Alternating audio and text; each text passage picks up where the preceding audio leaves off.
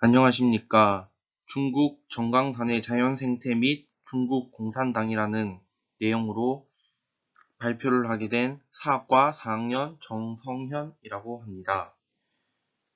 먼저 중국의 정강산에 대하여 조사하려고 여러 논문을 찾아보고 있었는데 중국 공산당의 피서지이자 근거지인 중국 정강산의 역사에 대해서는 연구한 자료가 거의 없고 거의 대부분의 정강선의 산업, 그리고 무역, 그리고 현대 기업의 혁신에 대해서 쓰고 있다는 사실에 매우 놀랐습니다.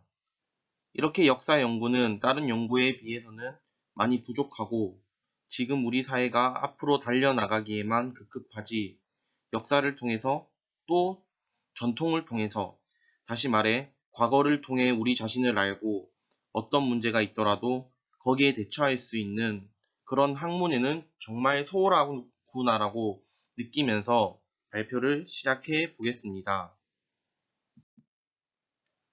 먼저 정강성의 명칭과 유래를 알아보도록 하겠습니다. 먼저 중국의 정강성은 우리는 절강성으로 많이 알고 있지만 정강성, 저장성이라고 부릅니다. 저장성의 명칭은 성도인 항저우를 지나 항저우만으로 흘러들어오는 첸탄강의 다른 이름인 저장강에서 유래되었습니다. 저는 편의를 위해서 정강성보다는 절강성으로 이야기해 보겠습니다. 중국 절강성은 중국 동부 동중국해 연안에 위치하고 있는 성이며 면적은 104,141km/로 인구는 약 5,600만 명의 성도는 항저우입니다. 지형적으로는 북부 평원과 남부 구릉지대로 구별되어 있습니다. 남부의 구릉지대 같은 경우에는 70%가 산으로 이루어져 있습니다. 중국의 절강성의 기후는 기후대에 속하며 네 계절이 분명한 편입니다. 봄에는 비가 많고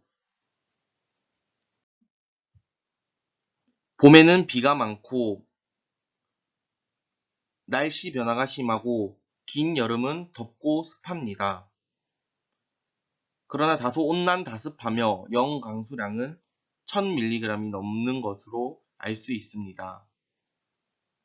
그러나 남부는 겨울에도 따뜻합니다.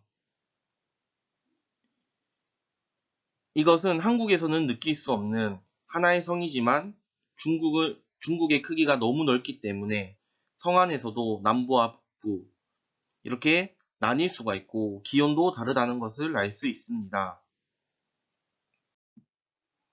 그러면 절강성의 작물에 대해서 알아보겠습니다. 식량 작물은 쌀, 옥수수, 밀을 주로 생산하고 상품으로는 중국에서 유명한 차, 목화, 삼, 사탕수수, 과수 등이 있습니다. 본격적으로 절강성의 역사, 그리고 공산당에 대해서 설명해 보겠습니다.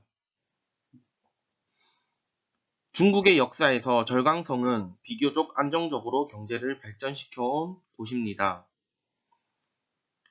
그러나 신의 혁명으로 청나라가 무너지고 중화민국이 건설되기까지 수많은 군벌이 활동을 했습니다. 중원대전을 통해 군벌들의 공세를 이겨내고 중원의 패자로 거듭난 장개석은 국민당과 자신의 세력의 가시가 되는 공산당 대토벌 작전에 돌입했습니다. 총 5차례에 이르는 대규모 작전을 통해 홍군은 괴멸적인 타격을 입었지만 토벌 작전에서 끈질기게 게릴라전으로 성공적으로 생존에 성공하므로 공산혁명의 끈을 이어갔습니다.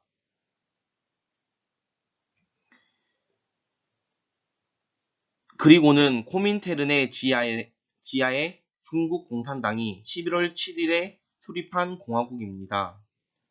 일반적으로는 1931년부터 1937년까지 중국 남동부 지역의 마오와 공산군 주도에 의해서 설립되었습니다. 1946년 2차 국공내전이 발발한 이후 절강을 도하한 인민해방군에게 점령되어 현재까지도 중국의 영토입니다. 국부천대 이후에도 절강성 소속인 다천섬이 있는 현재의 진먼섬, 마주열도처럼 중화민국의 영토로 있었는데 앞에 두 섬과 달리 여기는 중화민국 측에서 방어의 한계를 느끼고 1955년에 철수하여 중화인민공화국의 영토가 되고 중화민국 절강성 정부도 폐지되었습니다.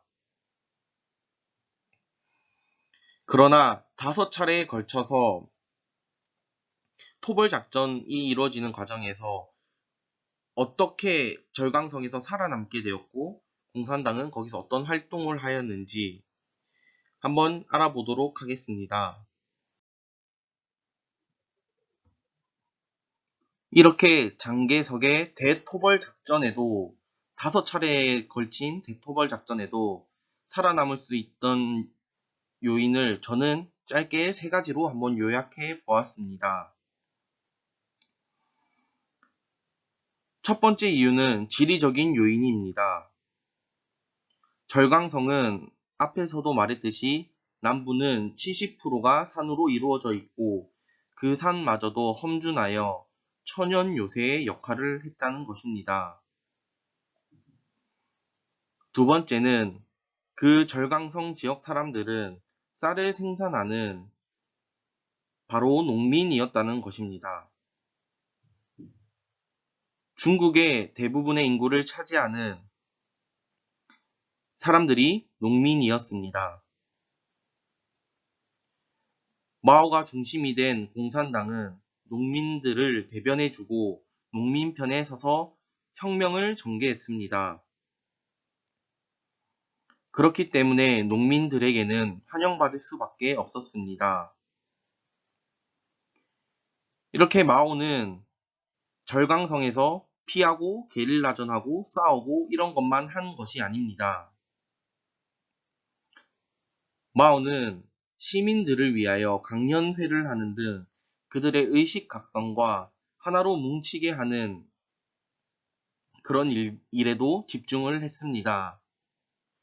그리고 앞에서도 이야기하였듯이 청조가 타도되면서 군벌들이 난립하는 세상이었습니다.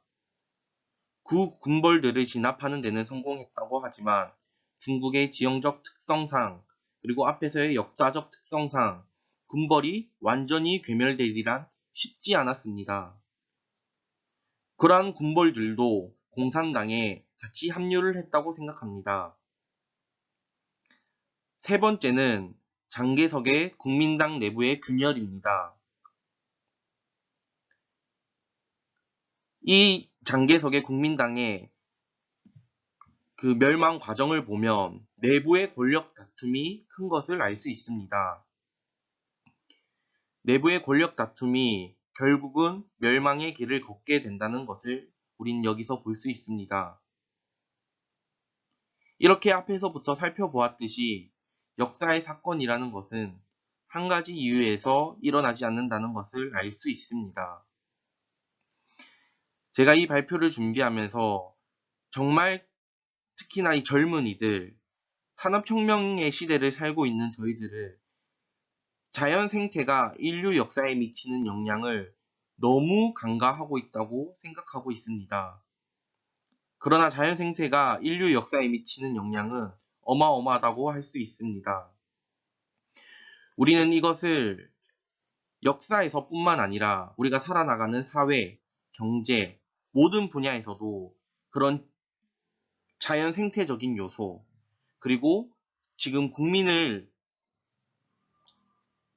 구성되어 있는 대다수의 국민은 어떤 사람인지, 그리고 우리 내부는 과연 잘 결속되어 있는지, 이런 것들을 살펴야 된다고 생각하면서 반성도 하게 되면서 이 발표를 마무리하게 되었습니다. 감사합니다.